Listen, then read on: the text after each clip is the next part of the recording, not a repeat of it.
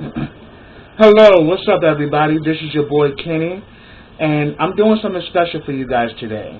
This is my video in response to today's political climate, and and personally this is pretty much me, having like a real heart-to-heart conversation with all of you. Now, I know a lot of people are uneasy and are disturbed and pissed off, about today's current political reality. And this is my take on this. I think, and, if you disagree, feel free to put it down in the comments. I'm all for, hearing everybody's point of view. But I'm thinking what we're seeing right now with the Trump administration is we're actually seeing an actual decline of a current system, not merely much of a financial system, but more of a psychological system. A system that's built on this fake notion of white supremacy, because at the end of the day, aren't all men created equal? I mean, they quote that, but are they living by it? And at the end of the day, we're proving time and time again that we are a powerful people as being black men, black people. We're powerful. We're great. We're vivacious. We're constantly knocking down walls and proving people wrong. I mean, we have done it time and time again throughout history. But I think what we're seeing right now, and get me wrong, I'm not bashing white people. I'm bashing white supremacy because it's more of a psychosis than it is a reality for most whites. Because some white people suffer from it and they don't even realize they suffer from white supremacy. So I'm not bashing white people, because you actually do have some good white people out here and who don't have that psychosis whatsoever. So, but what we're seeing with the Trump administration is an actual decline of this whole notion of white supremacy. Because history has proven time and time again that white supremacy is bullshit. It's been proven time and time again that this whole notion of white supremacy is all a fugazi. It's all an illusion. It's not real. Because think about the creation of America. White people would, the English settlers would not have gotten as far as they did if they didn't have help from the Native Americans or, the black slaves. They would have initially died the hell out if they didn't have other races, even though they did it by force and with brutality. If these other races didn't contribute their role, they would not have succeeded. America, as we know it, would not have existed. So that just brings the question, this whole question of white supremacy and white dominance is all BS. And we're seeing this whole notion decline. I mean, for example, think about the inauguration. I mean, due to the fact that it was really scarce out there, and even though, the media tried to shoot it to make it seem as if there were more people there than they really were in reality. When we actually see that picture, in retrospect to what Obama had in his inauguration, that tells you everything. That the American people are not with this Trump administration. That the American people did go out and vote. That they did, make their vote count. The problem is that even though the American people didn't vote for him, he ended up still winning because, we have what we call the electoral vote. And the electoral vote supersedes the popular vote. And the only way the popular vote oversees the electoral vote is if there's a landslide. And we definitely know that Barack Obama won with a landslide. Trump didn't get that love. But also, it just goes to show you that even though, things may have taken a turn, we're going to be all right. We're gonna be alright, as in Kendrick Lamar. We're gonna push through this. We're gonna become more stronger. We're gonna be more wiser. We're gonna be more headstrong. We're gonna be more institutional. We're gonna be more we're gonna be more industrial in building our institutions. Forgive me. And we're going to be better mothers, better fathers, better children. We're going to be more intelligent, more educated, and more aware of who we are as a people. And I think this time calls for that. Now we have to stop the bullshit, of the bickering and the fighting and the destruction within our own communities. We can't expect other communities to respect us if we don't respect ourselves. So now is the time for us to learn to respect each other. We may not always agree. We may not see eye to eye. Yeah, I know you might be mad that that dude talked about your mama, but let's focus on issues that actually pertain to all of us. Let's put our personal beefs aside to focus on what's most important, which is the survival and the progression of black people and of all minorities. Because we're not the only minorities in this country that has been marginalized and been boozled and hoodwinked and been had and been took. We can say the same thing for the Latin community, for the Mexican community. We're not alone here. For the Puerto Rican community, we're all in this together. We're all in this rat race together. So we actually now have to put our energy into doing something positive and actually uplifting each other. Like, yeah, he may talk about your mama, but deal with that nigga later, and deal with that. I'm sorry, I didn't mean to say nigga, but deal with that fool later, and we're actually focused on what's most important, which is the survival of our race and survival of our people. And even me myself, I'm not perfect. I mean, hey, I just said nigga by mistake, so I even have to work on myself, as well as all of us, need to do some serious work. And one thing I also want to stress to the black community, we need to start accepting the black LGBTQ community. Because we're not going to have a revolution if we're not going to accept our own black gay brothers and sisters. We need them just as much as they need us. We need to stop all of this, bickering and fighting over sexuality, because if it's not just sexuality, then what the hell are you fighting about? Because at the end of the day, regardless of who that person chooses to sleep with, that is still your brother, that is still your sister, and they still deserve your love and respect. And we have to learn to become stronger people to realize that we need to learn to respect each other. You may not always like what that person partakes in, and you're entitled to that. But that doesn't give you the right to disrespect them. It doesn't give you the right to ridicule them. And it doesn't give you the right to dehumanize them. Because they're still human beings. And they still have a right to be here. They still have a right to live their truth. And they still have the right to partake in a revolutionary process that we are trying to establish amongst us as black people. Now,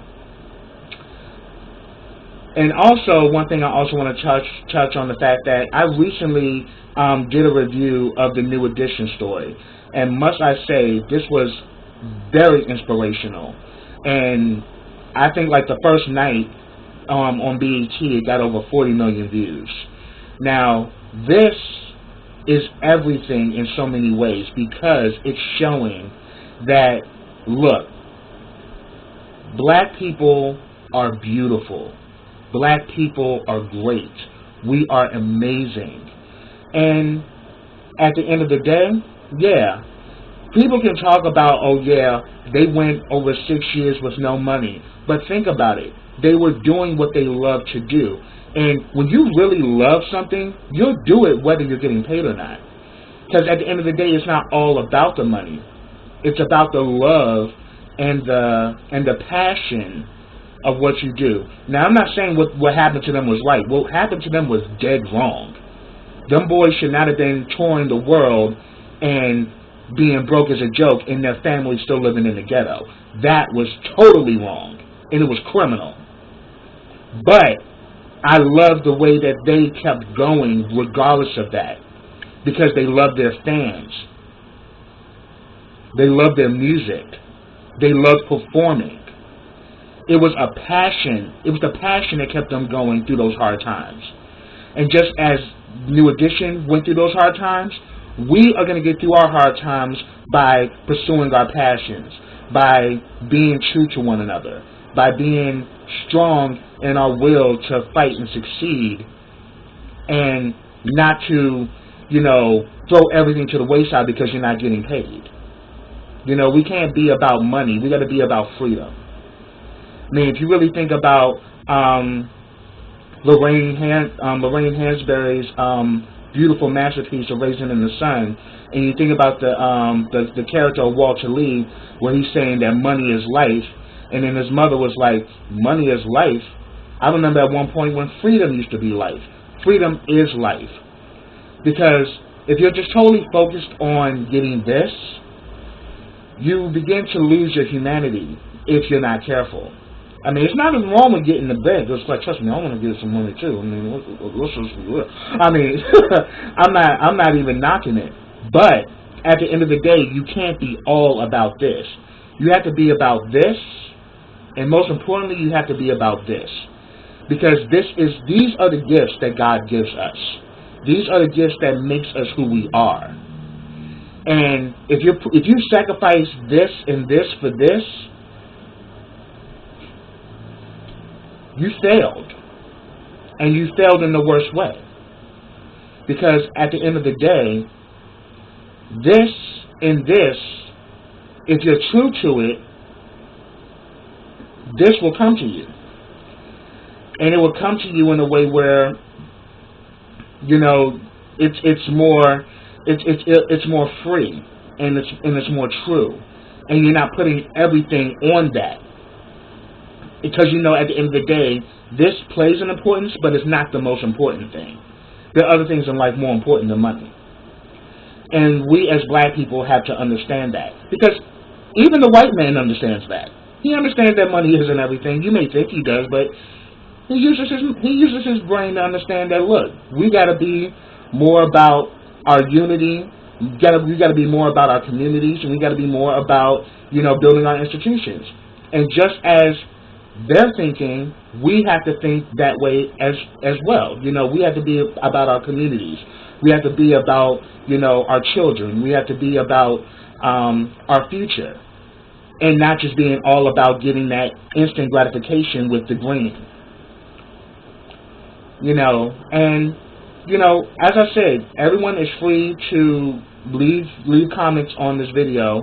If they disagree, I'm all willing to do that, but respect me, because I'm a very respectful man, so I demand respect, because I give respect. So feel free to say what you have to say, but respect me. But also, I also want to talk about my brotherhood that I'm a part of, the Elite 300 Brotherhood. We are about accepting all men, as far as, and we do not discriminate by sexuality or anything of that nature. But we want men who want to uplift, educate, empower, and promote the people in their communities. And I'm all about uplifting, educating, empowering, and promoting my people. Not just blacks, but everybody. Because people need to be uplifted. People need to be educated. People need to be empowered. And people need to be promoted. That's what makes a community succeed. That's what makes a community win, when those 4 principles are applied. It's not just about you. It's about everybody around you. And that's one thing that you got from this New Edition story. They knew it wasn't all about them. It was about everyone around them. It was about their fans. It was about their families. It was about friendship and loyalty. And we can learn a lot from the men of New Edition, because they were men who really represented what it is to become a man and what it means to be a true black man. And we all need to take lessons from that, because some of us have grown up in houses where we didn't have a man there, or where we didn't, or we came from broken situations.